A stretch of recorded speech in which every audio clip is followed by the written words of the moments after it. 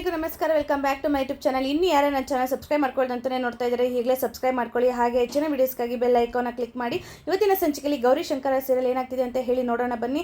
ಮಾಲಿನಿ ಹರಿಗೆ ಇವತ್ತು ಏನೇ ಆದ್ರೂ ಕೂಡ ನೀವು ಶಂಕರನ ಬಿಡೋ ಹಾಗಿಲ್ಲ, ಅವ್ರನ್ನ ಅರೆಸ್ಟ್ ಮಾಡಲೇಬೇಕು. ರೈತನ ವೇಷದಲ್ಲಿ ಬಂದು ಊಟ ಕೊಟ್ಟು ಇವತ್ತು ಡಿಸಿನ ಕಿಡ್ನಾಪ್ ಮಾಡಿ ಕೊಲೆ ಮಾಡಿರುವಂತಹ ಶಂಕೆ ಇದೆ ಅಂತ ಹೇಳ್ಬಿಟ್ಟು ಹೇಳ್ತಾರೆ.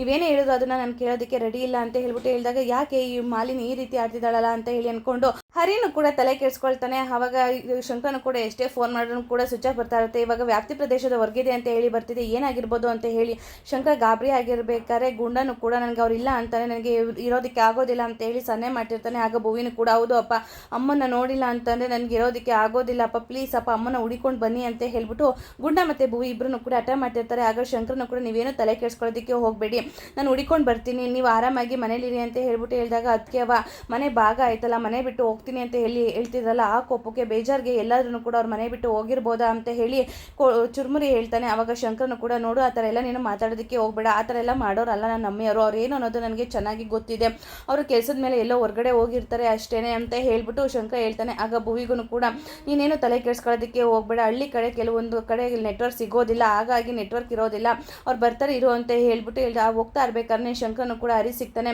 ಸರಿ ಈಗ ತಾನೇ ನಾನು ನಿಮ್ಮ ಸ್ಟೇಷನ್ ಹತ್ರ ಬರೋಣ ಅಂತ ಹೇಳಿ ಅನ್ಕೊಂಡಿದ್ದೆ, ಗೌರಿ ಸಿಕ್ಕಿದ್ಲ, ಗೌರಿ ಇಲ್ಲಿ ಅಂತ ಹೇಳ್ಬಿಟ್ಟು ಕೇಳ್ತಾನೆ. ನಾನು ಕೂಡ ನಿಮ್ಮನ್ನು ಅದನ್ನೇ ಕೇಳೋಣ ಅಂತ ಹೇಳಿ ಅನ್ಕೊಂಡಿದ್ದೆ, ಇಲ್ಲಿ ಗೌರಿ ನೀವು ಕಿಡ್ನಾಪ್ ಮಾಡಿದ್ದೀರಾ ಅಂತ ಹೇಳಿ ಕೇಳಿದಾಗ ಏನು ಹೇಳ್ತಿದ್ದೀರಾ ನೀವು, ಅಣ್ಣನೇ ಅದಕ್ಕೆ ಕಾಣ್ತಿಲ್ಲ ಅಂತ ಹೇಳಿ ತುಂಬಾ ಟೆನ್ಷನ್ ಆಗಿದ್ದಾರೆ, ಅಂಥದ್ರಲ್ಲಿ ನಮ್ಮ ಅಣ್ಣ ಅದಕ್ಕೆ ಏನಾದ್ರು ಮಾಡ್ತಾರೆ, ಏನು ಮಾತಾಡ್ತಿದ್ದೀರಾ ನೀವು ಹೇಳೋದ್ರಲ್ಲಿ ಒಂದು ಕೂಡ ಅರ್ಥ ಇಲ್ಲ ಅಂತ ಹೇಳ್ಬಿಟ್ಟು ಹೇಳ್ತಾರೆ. ನೋಡಿ ನಾನು ಇಲ್ಲಿ ಹರಿಯಾಗಿ ಬಂದಿಲ್ಲ, ಇನ್ಸ್ಪೆಕ್ಟರ್ ಆಗಿ ಬಂದಿದ್ದೀನಿ, ನನಗೆ ಗೊತ್ತು, ನನ್ನ ಮನಸ್ಸಿಂದ ನಾನು ಈ ಪ್ರಶ್ನೆನ ನಾನು ಕೇಳ್ತಿಲ್ಲ, ಆದರೆ ಏನು ಮಾಡೋದು, ನನ್ನ ಮೇಲಿನ ಅಧಿಕಾರಿ ಮಾಲಿನಿ ಆರ್ಡರ್ ಮಾಡಿದ್ದಾಳೆ, ನೀವು ಇವತ್ತು ಆಫೀಸ್ಗೆ ಊಟನ ತಗೊಂಡು ಹೋಗಿದ್ರಿ, ಅದರಲ್ಲಿ ಏನೋ ನೀವು ಮಿಕ್ಸ್ ಮಾಡಿ ಕೊಟ್ಟಿದ್ದೀರಾ, ಹಾಗಾಗಿ ಅವರು ಎಲ್ಲೋ ಮಿಸ್ ಆಗಿದ್ದಾರೆ ಅಂತ ಹೇಳಿ ಅನುಮಾನ ಇದೆ, ಅದನ್ನು ಕಂಪ್ಲೇಂಟ್ ಕೊಟ್ಟಿದ್ದಾರೆ, ಹಾಗಾಗಿ ನಾನು ನಿಮ್ಮನ್ನು ಅರೆಸ್ಟ್ ಮಾಡಲೇಬೇಕು ಅಂತ ಹೇಳ್ಬಿಟ್ಟು ಹೇಳ್ತಾರೆ. ನೀವು ರೈತನ ವೇಷದಲ್ಲಿ ಊಟ ತಗೊಂಡು ಹೋಗಿದ್ದು ನಿಜನಾ ಅಂತ ಹೇಳಿ ಕೇಳಿದಾಗ ಹೌದು ಅಂತ ಹೇಳ್ಬಿಟ್ಟು ಹೇಳ್ತಾನೆ. ಯಾಕೆ ಬ್ರದರ್ ನನಗೆ ಗೊತ್ತಿಲ್ವಾ ನೀವು ಹೇಗೆ ಏನು ಅಂತ ಹೇಳ್ಬಿಟ್ಟು, ಬಟ್ ಆದರೆ ಏನು ಮಾಡೋದು, ನನ್ನ ಪರಿಸ್ಥಿತಿ ಇವಾಗ ಸರಿ ಇಲ್ಲ, ನಾನು ನಿಮ್ಮನ್ನ ಅರೆಸ್ಟ್ ಮಾಡಲೇಬೇಕಾಗತ್ತೆ ಅಂತ ಹೇಳ್ಬಿಟ್ಟು ಹೇಳಿದಾಗ ಊಟ ತೊಗೊಂಡಿರೋದ್ರಲ್ಲಿ ಏನು ತಪ್ಪಿದೆ ಹೇಳಿ, ಅದರಲ್ಲೂ ಕೂಡ ಅರೆ ಈ ಮಾಲಿನಿ ಯಾಕೆ ಈ ರೀತಿ ಎಲ್ಲ ಹಾಡ್ತಿದ್ದಾಳೆ, ಅವ್ಳಿಗೇನು ಸ್ವಲ್ಪನೂ ಕೂಡ ಗೊತ್ತಾಗೋದಿಲ್ವಾ ಅಂತ ಹೇಳ್ಬಿಟ್ಟು ಎಲ್ಲರೂ ಕೂಡ ಬೈತಾ ಇರ್ತಾರೆ. ಹೌದು ಆದರೆ ಏನು ಮಾಡೋದು, ಬಟ್ ಇವಾಗ ನಾನು ನಿಮ್ಮನ್ನ ಅರೆಸ್ಟ್ ಮಾಡೋದಿಲ್ಲ, ಬನ್ನಿ ನಾನು ಮತ್ತು ನೀವು ಇಬ್ಬರೂ ಕೂಡ ಸೇರಿ ಗೌರಿ ಎಲ್ಲಿದ್ದಾಳೆ ಅಂತ ಹೇಳಿ ಹುಡ್ಕೋಣ ಅಂತ ಹೇಳ್ಬಿಟ್ಟು ಶಂಕರಂಗೆ ಹೇಳ್ತಾರೆ. ಅರೆ ನನಗೆ ತುಂಬಾ ಗಾಬರಿ ಆಗ್ತಿದೆ, ಅವ್ರು ಈ ಥರ ಎಲ್ಲ ಮಾಡೋರಲ್ಲ, ಆದ್ರೂ ಕೂಡ ಅವ್ರು ಎಲ್ಲಿ ಹೋಗಿದ್ದಾರೆ ಅನ್ನೋದೇ ನನಗೆ ಗೊತ್ತಾಗ್ತಿಲ್ಲ, ಫೋನು ಕೂಡ ಸ್ವಿಚ್ ಆಫ್ ಬರ್ತಿದೆ, ಈಗ ವ್ಯಾಪ್ತಿ ಪ್ರದೇಶದಿಂದ ಹೊರಗಿದೆ ಅಂತ ಹೇಳಿ ಬರ್ತಿದೆ, ನೀವು ಮಕ್ಕಳನ್ನ ಹುಷಾರಾಗಿ ನೋಡ್ಕೊಳ್ಳಿ, ಮನೇಲಿ ಜೋಪಾನ ಅಂತ ಹೇಳ್ಬಿಟ್ಟು ಶಂಕರ ಮತ್ತು ಹರಿ ಇಬ್ಬರೂ ಕೂಡ ಹೋಗ್ತಾರೆ. ಎಲ್ಲಿ ಹುಡ್ಕೋದು ಅಂತ ಹೇಳಿ ಹುಡ್ಕಾಡ್ತಿರ್ಬೇಕಾದ್ರೆ ಶಂಕರನ ಕಾಲಿಗೆ ಏನೋ ಸಿಕ್ತಂಗೆ ಆಗುತ್ತೆ, ಏನಿರ್ಬೋದು ಅಂತ ಹೇಳಿ ಅಂದ್ಕೊಂಡು ಬ್ರದರ್ ಬನ್ನಿ ಇಲ್ಲಿ ಅಂತ ಹೇಳ್ಬಿಟ್ಟು ಹರಿನ ಕರೀತಾನೆ. ನೋಡಿ ಇದು ID ಕಾರ್ಡು ನನ್ನ ಅಮ್ಮಿಯವ್ರದ್ದೇನೆ, ಅವ್ರದ್ದೇ ಇದು ID ಕಾರ್ಡು, ಅವರಿಲ್ಲೇ ಎಲ್ಲೋ ಇರಬೇಕು, ಎಲ್ಲೋ ಮಿಸ್ ಆಗಿದ್ದಾರೆ ಅಂತ ಹೇಳ್ಬಿಟ್ಟು ಶಂಕರ ಗಾಬರಿ ಆಗ್ತಿರ್ತಾನೆ. ಆಗ ಹರಿನು ಕೂಡ ನೋಡಿ ನೀವು ಗಾಬರಿ ಆಗೋದಕ್ಕೆ ಹೋಗಬೇಡಿ, ಏನೂ ಆಗೋದಿಲ್ಲ, ಅವ್ರ ID ಕಾರ್ಡ್ ಸಿಕ್ಕಿದೆ ಅಂತಾನೆ, ಅವ್ರು ಇಲ್ಲೇ ಎಲ್ಲೋ ಇದ್ದಾರೆ, ಗೌರಿ ನಮಗೆ ಸಿಕ್ಕೇ ಸಿಗ್ತಾಳೆ, ನೀವು ಟೆನ್ಷನ್ ಮಾಡ್ಕೊಳ್ಳೋದಕ್ಕೆ ಹೋಗಬೇಡಿ ಅಂತ ಹೇಳ್ಬಿಟ್ಟು ಹರಿ ಶಂಕರಂಗೆ ಸಮಾಧಾನ ಮಾಡ್ತಿರ್ಬೇಕಾದ್ರೆ ಹರಿಗೆ ಕಾಲ್ ಬರುತ್ತೆ. ಕಾನ್ಸ್ಟೇಬಲ್ ಫೋನ್ ಮಾಡಿಬಿಟ್ಟು ಸರ್ ನಮಗೆ ಒಂದು ಡೆಡ್ ಬಾಡಿ ಸಿಕ್ಕಿದೆ ರೈಲ್ವೆ ಟ್ರ್ಯಾಕ್ ಮೇಲೆ, ಆ ಡೆಡ್ ಬಾಡಿ ನೋಡೋದಕ್ಕೆ ಸೇಮು ಗೌರಿ ಮೇಡಮ್ ಥರನೇ ಇದೆ, ಅವ್ರು ಬೆಳಿಗ್ಗೆ ಹಾಕೊಂಡಿದ್ದಂಥ ಸೀರೆನೂ ಕೂಡ ಸೇಮ್ ಹಾಗೇ ಇದೆ ಸರ್, ದಯವಿಟ್ಟು ನೀವು ಬೇಗ ಬನ್ನಿ, ಆ ಬಾಡಿನ ನೀವು ನೋಡಿ ಅಂತ ಹೇಳ್ಬಿಟ್ಟು ನಾವು ಹಾಸ್ಪಿಟ್ಲಿಗೆ ತಗೊಂಡು ಹೋಗ್ತಿದ್ದೀವಿ ಮಾರ್ಚುರಿಗೆ, ನೀವು ಬಂದು ಅಲ್ಲೇ ನೋಡಿ ಅಂತ ಹೇಳ್ಬಿಟ್ಟು ಹೇಳ್ತಾರೆ. ಆಗ ಶಂಕರನು ಕೂಡ ಏನಾಯಿತು ಅಂತ ಹೇಳಿ ಕೇಳ್ತಿರ್ಬೇಕಾದ್ರೆ ನೋಡಿ ನೀವು ಗಾಬರಿ ಆಗೋದಕ್ಕೆ ಹೋಗ್ಬಿಡಿ, ನಾವು ಈಗಲೇ ಗೌರ್ಮೆಂಟ್ ಹಾಸ್ಪಿಟಲ್ಗೆ ಹೋಗಬೇಕು, ಅಲ್ಲಿ ಒಂದು ಬಾಡಿ ಸಿಕ್ಕಿದೆ ಅಂತ, ಅದು ನೋಡೋದಕ್ಕೆ ಸೇಮ್ ಗೌರಿ ಥರನೇ ಇದೆ ಅಂತ ಹೇಳಿ ಹೇಳ್ತಿದ್ದಾರೆ, ಬಟ್ ನನಗೆ ಕಾನ್ಫಿಡೆಂಟ್ ಇದೆ ಅದು ಗೌರಿ ಅಲ್ಲ ಅಂತ ಹೇಳ್ಬಿಟ್ಟು ಹೇಳಿದಾಗ ಇಲ್ಲ ಆ ಥರ ಎಲ್ಲ ಆಗಿರೋದಕ್ಕೆ ಚಾನ್ಸೇ ಇಲ್ಲ ಅಂತ ಹೇಳಿ ಶಂಕರ ಹೇಳ್ತಾನೆ. ನೋಡಿ ನನಗೂ ಕೂಡ ನಂಬಿಕೆ ಇದೆ, ಗೌರಿಗೆ ಆ ಥರ ಎಲ್ಲ ಆಗಿರೋದಿಲ್ಲ, ಬನ್ನಿ ಫಸ್ಟು ನಾವು ಹೋಗಿ ಹಾಸ್ಪಿಟಲ್ಗೆ ಹೋಗಿ ಅದು ಏನು ಎತ್ತ ಅಂತ ಹೇಳಿ ನೋಡೋಣ, ಆವಾಗ ಗೊತ್ತಾಗುತ್ತೆ ಅಂತ ಹೇಳ್ಬಿಟ್ಟು ಹೇಳ್ತಾನೆ. ಸರಿ ಹಾಗಿದ್ರೆ ಬನ್ನಿ ನಾವಿಬ್ಬರೂ ಕೂಡ ಹೋಗೋಣ, ಅದು ನಮ್ಮ ಗೌರಿ ಬಾಡಿ ಆಗದೆ ಇದ್ರೆ ಸಾಕು ಅಂತ ಹೇಳ್ಬಿಟ್ಟು ಶಂಕರ ತುಂಬಾ ಟೆನ್ಷನ್ ಆಗಿರ್ತಾನೆ. ಆಗ ಹರಿ ಶಂಕರನ ಸಮಾಧಾನ ಮಾಡ್ಕೊಂಡು ಹೋಗ್ತಾನೆ. ಶಂಕರನು ಕೂಡ ಹೊರಗಡೆಯಿಂದನೇ ಫೋನ್ ಮಾಡಿಬಿಟ್ಟು ನೋಡಿ ಹೇಗಿದೆ, ಅದು ನಮ್ಮ ಗೌರಿದಲ್ಲ ಅಲ್ವಾ ಬಾಡಿ ಅಂತ ಹೇಳ್ಬಿಟ್ಟು ಮಾತಾಡ್ತಿರ್ಬೇಕು, ನಾನು ಈಗಷ್ಟೇ ಒಳಗಡೆ ಬಂದಿದ್ದೀನಿ, ಬಾಡಿ ನೋಡಬೇಕಲ್ವಾ, ನೀವು ಟೆನ್ಷನ್ ಆಗಬೇಡಿ, ಅದು ಗೌರಿ ಆಗಿರಲ್ಲ ಅಂತ ಹೇಳ್ಬಿಟ್ಟು ಸಮಾಧಾನ ಮಾಡ್ತಿರ್ಬೇಕಾದ್ರೆ ಮಾಲಿನಿ ಬರ್ತಾಳೆ.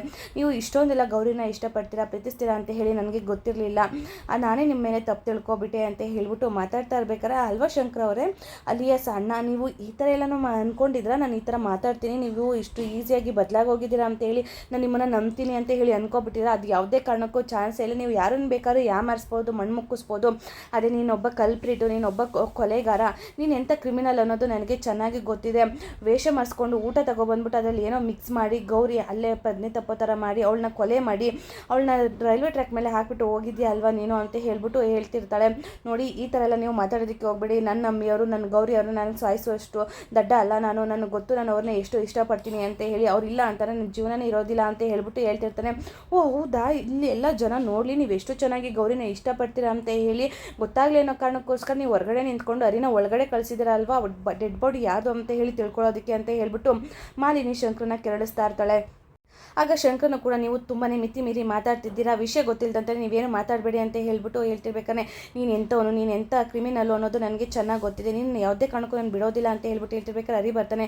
ಬ್ರದರ್ ನೋಡಿದ್ರ ಅದು ನಮ್ಮ ಗೌರಿ ಅಲ್ಲ ಅಲ್ವಾ ಅಂತ ಹೇಳ್ಬಿಟ್ಟು ಹೇಳಿದಾಗ ಹೌದು ಅದು ನಿಮ್ಮ ಗೌರಿ ಅಲ್ಲ, ಯಾರೋ ಬೇಕು ಅಂತ ಹುಡುಗಿನ ರೇಪ್ ಮಾಡಿಬಿಟ್ಟು ಅವ್ಳು ಗುರ್ತು ಸಿಗಬಾರ್ದು ಅಂತ ಹೇಳಿಬಿಟ್ಟು ಮೈ ಮೇಲೆ ಒಂದು ಬಟ್ಟೆ ಇಲ್ದಂಗೆ ಬಿಸಾಕ್ಬಿಟ್ಟು ಹೋಗಿದ್ದಾರೆ. ಇದು ಯಾರೋ ಬೇಕು ಅಂತಲೇ ಮಾಡಿರೋದು, ಇದು ಗೌರಿ ಅಲ್ಲ ಅಂತ ಹೇಳ್ಬಿಟ್ಟು ಹೇಳ್ತಾರೆ. ನೋಡಿದ್ರಾ ಇವಾಗ ಇದಕ್ಕೆ ಏನು ಹೇಳ್ತೀರಾ ಅಂತ ಹೇಳ್ಬಿಟ್ಟು ಮಾಲಿನಿಗೆ ಹೇಳ್ತಿರ್ಬೇಕಾದ್ರೆ ಗುಂಡ ಮತ್ತು ಭೂಯಿ ಇಬ್ಬರೂ ಕೂಡ ದೇವ್ರ ಹತ್ರ ಬೇಗ ಬಂದ್ಬಿಡೋಕ್ಕೆ ಹೇಳಿ ನಮ್ಮಮ್ಮ ಸಿಗಬೇಕು ಅಂತ ಹೇಳಿ ಬೇಡ್ಕೊಳ್ತಿರ್ತಾರೆ. ಅವಾಗ ನೋಡಿ ನೀವೇನು ತಲೆ ಕೆಡಿಸ್ಕೊಳ್ಳೋದಕ್ಕೆ ಹೋಗಬೇಡಿ, ನನಗೆ ಅಪ್ಪ ಅಮ್ಮ ಇಲ್ಲದಿದ್ದಾಗ ನಾನು ಕೂಡ ಅನಾಥ ಆಗಿದ್ದೆ, ಆದರೆ ತಿನ್ನೋದಕ್ಕೆ ದುಡಿಯೋದಕ್ಕೆ ಏನೂ ತೊಂದರೆ ಕೊಟ್ಟಿಲ್ಲ. ನಾವು ದೇವ್ರನ್ನ ಭಕ್ತಿಯಿಂದ ಬೇಡ್ಕೊಂಡು ದೇವ್ರು ಎಲ್ಲನೂ ಕೂಡ ಕೊಡ್ತಾನೆ, ನೀವು ಮಕ್ಕಳು ಕೂಡ ದೇವರು ಸಮಾನ ಅಂತ ಹೇಳಿ ಹೇಳ್ತಾರೆ. ನೀವು ಮಕ್ಕಳು ದೇವರ ಸಮಾನ ಅಲ್ವಾ, ನೀವು ಕೇಳ್ಕೊಳ್ಳಿ, ದೇವರು ಅದನ್ನು ಅಸ್ತು ಅಂತ ಹೇಳಿ ನಿಮಗೆ ಕೊಡ್ತಾನೆ ಅಂತ ಹೇಳ್ಬಿಟ್ಟು ಹೇಳ್ತಿರ್ತಾನೆ. ದಯವಿಟ್ಟು ನಮ್ಮಮ್ಮ ಟೈಮಿಗೆ ಸರಿಯಾಗಿ ಬರ್ತಿದ್ರು, ಆದರೆ ಇವತ್ತು ಅವ್ರು ಇನ್ನೂ ಬಂದಿಲ್ಲ, ನಮಗೆ ನಮ್ಮಮ್ಮ ಇಲ್ಲ ಅಂತಲೇ ಇರೋದಕ್ಕೆ ಆಗೋದಿಲ್ಲ. ದಯವಿಟ್ಟು ನೀವು ನಮ್ಮಮ್ಮನ ಕಳಿಸ್ಕೊಡಿ ಅಂತ ಹೇಳ್ಬಿಟ್ಟು ಬೇಡ್ಕೊಳ್ತಿರ್ಬೇಕಾರೆ ಇದಕ್ಕೆಲ್ಲ ಏನು ಹೇಳ್ತೀರಾ, ನನ್ನ ಅಮ್ಮಿಯವರಲ್ಲ, ನಾನು ನಮ್ಮ ಮಮ್ಮಿಯವ್ರನ್ನ ಇಷ್ಟು ಚೀಪಾಗಿ ನಾನು ನಡ್ಸ್ಕೊಳ್ತೀನಿ ಅಂತ ಹೇಳಿ ನಿಮ್ಗೆ ಹೇಗಾದರೂ ಮನಸ್ಸು ಬರುತ್ತೆ ಹೇಳೋದಕ್ಕೆ ಅಂತ ಹೇಳ್ಬಿಟ್ಟು ಶಂಕರ ಮಾಲಿನಿಗೆ ಬೈತಾ ಇರ್ತಾನೆ. ಅವ್ರನ್ನ ಎಷ್ಟು ಇಷ್ಟಪಡ್ತೀನಿ, ಅವ್ರಿಲ್ಲ ಅಂತ ನನ್ನ ಜೀವನನೇ ಇಲ್ಲ ಅಂತ ನನಗೆ ಗೊತ್ತು, ನೀವೇನ್ರಿ ಹೀಗೆಲ್ಲ ಮಾತಾಡ್ತೀರಾ, ನಿಮ್ಗೆ ಮನುಷ್ಯತ್ವ ಅನ್ನೋದೇ ಇಲ್ವಾ ಅಂತೇಳಿ ಮಾತಾಡ್ತಿರ್ಬೇಕಾದ್ರೆ ಕಾನ್ಸ್ಟೇಬಲ್ ಕೂಡ ಅಲ್ಲಿದ್ದಂತಹ ಬಟ್ಟೆನೂ ಕೂಡ ಇದು ಮೇಡಮು ಬೆಳಿಗ್ಗೆ ಹಾಕೊಂಡಿದ್ರಲ್ಲ ಅದೇ ಥರ ಬಟ್ಟೆ ಇದೆ ನೋಡಿ ಅಂತ ಹೇಳ್ಬಿಟ್ಟು ಕೊಟ್ಟಾಗ ಆಗ ಶಂಕರನು ಕೂಡ ಹೌದು ಇದು ನನ್ನ ಅಮ್ಮಿಯವರು ಬೆಳಿಗ್ಗೆ ಹಾಕೊಂಡಿರೋ ಬಟ್ಟೆನೇ ಅದೇ ಥರ ಇದೆ ಅಂತ ಹೇಳ್ಬಿಟ್ಟು ಹೇಳಿದಾಗ ಹೌದಾ, ಹಾಗಿದ್ರೆ ಇದಕ್ಕೆಲ್ಲ ಏನು ಹೇಳ್ತೀಯಾ, ಹಾಗಿದ್ರೆ ನೀನೇ ಕೊಲೆ ಮಾಡಿ ಕತ್ತುನು ತಲೆ ಬುರುಡೆ ಸಿಗದೆ ಇರೋ ಥರ ನೀನು ಬರೀ ದೇಹನ ಇಟ್ಬಿಟ್ಟು ಬಟ್ಟೆನೆಲ್ಲೋ ಬಿಸಾಕ್ಬಿಟ್ಟು ಈ ರೀತಿ ಮಾಡಿದ್ರೆ ಯಾರಿಗೂ ಕೂಡ ಗೊತ್ತಾಗೋದಿಲ್ಲ ಅನ್ನೋದು ನೀನು ಅಭಿಪ್ರಾಯ ಅಲ್ವಾ ಅಂತ ಹೇಳ್ಬಿಟ್ಟು ಹೇಳ್ತಿರ್ತಾಳೆ. ಏನು ಮಾತಾಡ್ತಿದ್ದೀರಾ ನೀವು ಅಂತ ಹೇಳಿ ಕೇಳಿದಾಗ ನೋಡಿ ಇವನು ಎಂಥ ಕೊಲೆಗಾರ, ಇವನು ಎಂಥವನು ಅನ್ನೋದು ನನಗೆ ಚೆನ್ನಾಗಿ ಗೊತ್ತಿದೆ, ಇವನನ್ನು ನೀವು ಯಾವುದೇ ಕಾರಣಕ್ಕೂ ಬಿಡೋ ಹಾಗಿಲ್ಲ, ಮೊದಲು ನೀವು ಇವನನ್ನು ಅರೆಸ್ಟ್ ಮಾಡ್ಕೊಂಡು ಕರ್ಕೊಬನ್ನಿ ಅಂತ ಹೇಳ್ಬಿಟ್ಟು ಹೇಳಿದಾಗ ನೋಡಿ ನೀವು ಯಾಕೆ ಈ ಥರ ಮಾತಾಡ್ತಿದ್ದೀರಾ, ಅವ್ರು ಆ ಥರ ಮಾಡೋರಲ್ಲ ಅಂತ ಹೇಳ್ಬಿಟ್ಟು ಅರಿ ಎಷ್ಟು ಹೇಳಿದ್ರು ಕೂಡ ಮಾಲಿನಿ ಕೇಳೋದಿಲ್ಲ. ನೀವು ಕ್ರಿಮಿನಲ್ಗೆ ಸಪೋರ್ಟ್ ಮಾಡ್ಕೊಂಡು ಮಾತಾಡೋದಕ್ಕೆ ಬರಬೇಡಿ, ಇಮಿಡಿಯೇಟಾಗಿ ಇವನ್ನ ಅರೆಸ್ಟ್ ಮಾಡಿ ಒಬ್ಬ DC ಕೊಲೆ ಮಾಡಿದ್ದಾರೆ ಅಂತ ಹೇಳ್ಬಿಟ್ಟು ನಾನು ಇವನ್ನ ಮೇಲಿನ ಅಧಿಕಾರಿ ಅಂತ ಹೇಳ್ಬಿಟ್ಟು ಮಾಲಿನಿ ಹೇಳ್ತಾಳೆ. ಏನಂತ ಮಾತಾಡ್ತಿದ್ದೀರಾ, ಮನುಷ್ಯತ್ವನೇ ಇಲ್ಲದೆ ಇರೋ ಥರ ಅಂತ ಹೇಳ್ಬಿಟ್ಟು ಶಂಕರನು ಕೂಡ ತುಂಬಾ ಕೋಪ ಮಾಡ್ಕೊಂಡಿರ್ತಾನೆ. ಆಗ ಹರಿನೂ ಕೂಡ ನೋಡಿ ಬ್ರದರ್ ಏನಂತ ಮಾತಾಡ್ತಿದ್ದಾರೆ ಅಂತ ಹೇಳ್ಬಿಟ್ಟು ಹರಿಗೆ ಹೇಳ್ತಾನೆ ಶಂಕರ. ಆವಾಗ ನೀವೇನು ತಲೆ ಕೆಡಿಸ್ಕೊಳ್ಳೋದಕ್ಕೆ ಹೋಗಬೇಡಿ, ಈ ಥರ ಸೀರೆ ಎಷ್ಟು ತುಂಬ ಜನ ಹಾಕ್ಕೊಂಡಿರ್ತಾರೆ ಅಲ್ವಾ, ಅದೇ ಥರ ಇರ್ಬೋದು ಅಲ್ವಾ, ಅದನ್ನು ಗೌರಿನೇ ನೀವೇ ಕೊಲೆ ಮಾಡಿದ್ರೆ ಅಂತ ಹೇಗೆ ನಂಬೋದಕ್ಕಾಗುತ್ತೆ, ಅವ್ರು ಮಾತಾಡ್ತಾರೆ ಅಂತ ನೀವು ಎಲ್ಲ ತಲೆ ಕೆಡಿಸ್ಕೊಳ್ಳೋದಕ್ಕೆ ಹೋಗಬೇಡಿ, ಮೊದಲು ನಾವು ಗೌರಿನ ಹುಡ್ಕೋಣ ಹೇಳ್ತಾನೆ ಹರಿ. ಆಗ ಶಂಕರನು ಕೂಡ ಹೌದು ನೀವು ಹೇಳೋದು ನಿಜನೇ, ಈ ಥರ ತುಂಬ ಜನರ ಹತ್ರ ಸೀರೆಗಳಿರುತ್ತೆ, ಅವರೇ ಯಾರೋ ಬೇರೆಯವ್ರು ಆಗಿರ್ಬೋದು ಅಲ್ವಾ, ನಮ್ಮ ಗೌರಿ ಇಲ್ಲೇ ಎಲ್ಲೋ ಇರ್ತಾಳೆ, ನಾವು ಅವ್ರನ್ನ ಹುಡ್ಬೇಕು ಅಂತ ಹೇಳಿ ಶಂಕರನು ಕೂಡ ಹರಿ ಜೊತೆ ಹೋಗ್ತಾನೆ.